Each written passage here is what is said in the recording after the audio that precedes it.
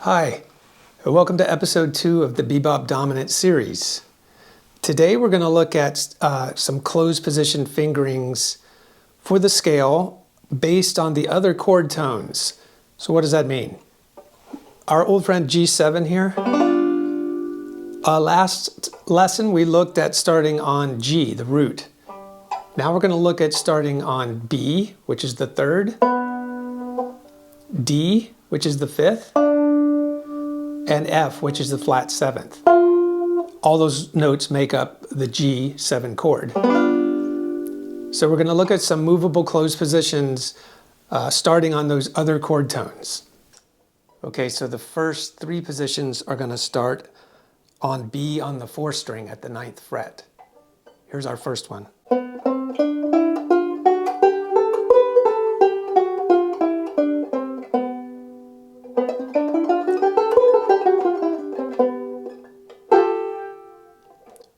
So don't be afraid to experiment with slides and hammer-ons if they feel comfortable to you. You don't have to pluck every single string, but make sure it's going to work for you and it's comfortable for you. For example, we can do that same position like this. All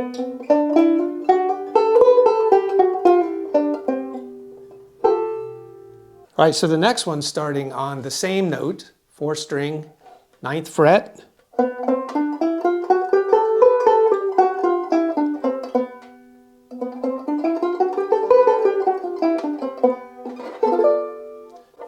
That one's cool. It has a lot of potentials. All of these shapes do. You can extend them into each other and work your way up the neck. All right, and so the last one with the B on the 9th fret, 4th string.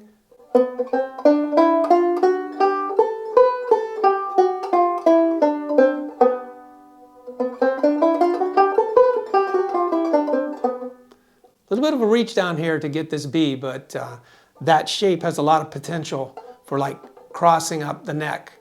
So it's a good shape to know. Okay, so now we're going to start the scale on a B located on the 3rd string at the 4th fret. So we're on the 3rd string now starting the scale. And what you'll notice about these positions here is that you end up jumping around a little bit more. Whereas before with the 4th string centered shapes, they were more sort of all in the same box or same area. But these you have to jump around a little bit more, which is kind of their advantage because then you can, like I said, you can work your way up or down the neck. And they have little connectors that let you do that. So you'll see what I'm talking about here. There's the first one.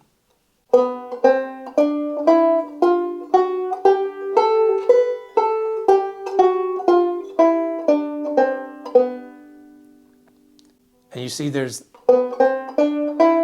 starting on this E, then you have to jump up here. And so you've shifted positions. Higher up the neck or down. And so the next one kind of does the same thing, but in a different way.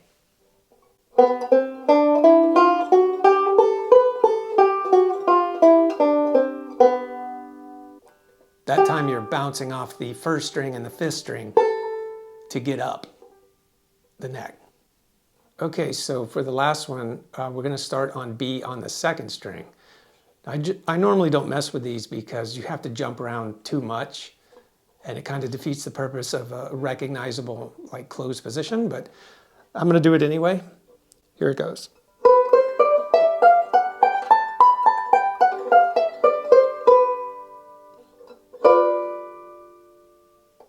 Okay, now we're going to look at starting on the 5th, D, and we'll start on the 4th string, D at the 12th fret. The first form we come up with is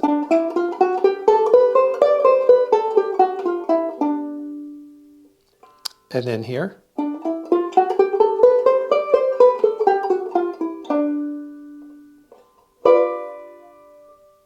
Okay, now we're going to start on D on the 3rd string, 7th fret, and we get these 2 positions.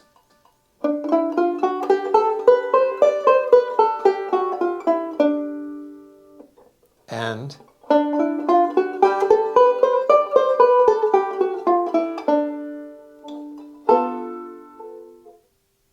Okay, and now we're going to look at the last chord tone, which is the flat 7th, and that's F. So we have this shape down here.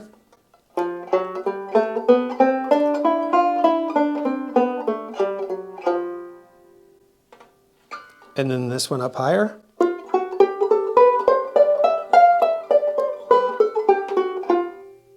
Okay, last form is going to have F on the 3rd string, 10th fret.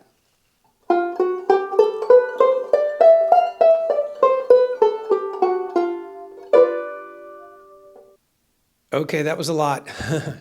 Don't be intimidated. The more you work with these positions, the more the banjo fretboard will start to open up to you and show you its secrets. So it's a good way to explore the fretboard. I did write out some tablature and fingerings for these positions. You can find them through the link in the description of this video. Why do we start the scale on chord tones? Like, what's the deal with that? The reason is because as long as you start the scale and run it up and down from a chord tone, it will sound right. And all the chord tones will fall on a downbeat, and it will keep that forward drive, even with the chromatic note in there. If you try to start it from a non-chord tone, it doesn't work out. It doesn't sound good. There are techniques for starting from a non-chord tone, but we'll get into those later. Okay, so thanks for tuning in. And next lesson, we're going to look at how to practice these positions efficiently. Hope to see you there. Bye-bye.